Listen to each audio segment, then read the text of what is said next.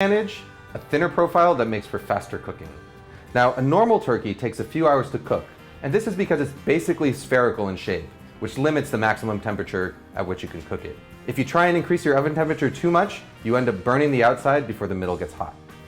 A spatchcock turkey, on the other hand, lies flat. This means that you can blast it in an oven as hot as 450 degrees, which makes it cook in about half the time that you'd need for a traditional turkey. Finally, spatchcocking provides you with a turkey back, which allows you to naturally enhance the flavor of your gravy. Of course, the only downside to the whole thing is that you're not going to be able to present the plump, round, Norman Rockwell vision of a perfect Thanksgiving turkey, but who really cares when it tastes so good? And if anyone complains, here's a little trick. Just take a drumstick and shove it in their mouth. I promise you it'll shut them up. You convinced yet? Good. Now here's how you do it. The easiest way to spatchcock a turkey is to ask your butcher to do it for you. But if that doesn't fly, it's almost as easy to do it yourself at home.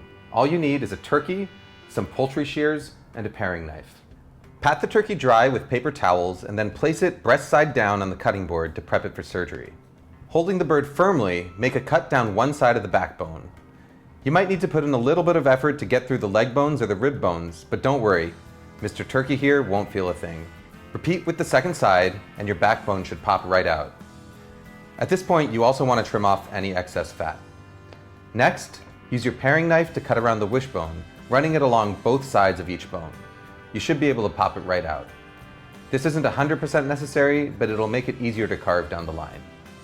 Next, flip the bird over and spread its legs out. Then press down on its breastbone hard to flatten it. You should feel the breastbone crack a little bit. Now tuck the wingtips underneath and you're all set to roast. Line a rim baking sheet with aluminum foil and scatter some diced vegetables on top of it. Onions, carrots, and celery, along with some sprigs of thyme and a couple of bay leaves.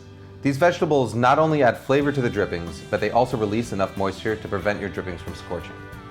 Set a wire rack on top of the vegetables and then arrange your turkey on top of it, and season it well with salt and pepper.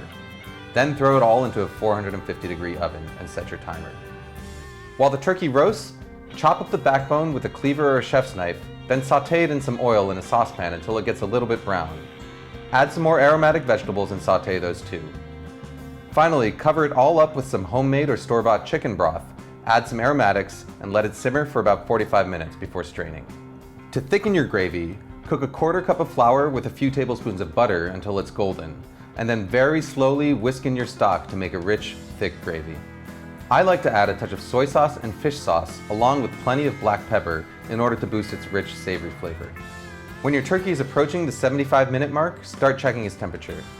I like my breast meat at around 145 to 150 degrees, which is technically lower than the government recommends you do it, but the extra juicy meat is well worth the minimal risks for me.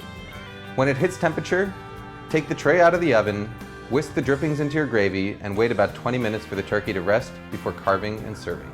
To carve a spatchcock turkey, start by cutting off the first leg by slicing through the joint where the thigh meets the body.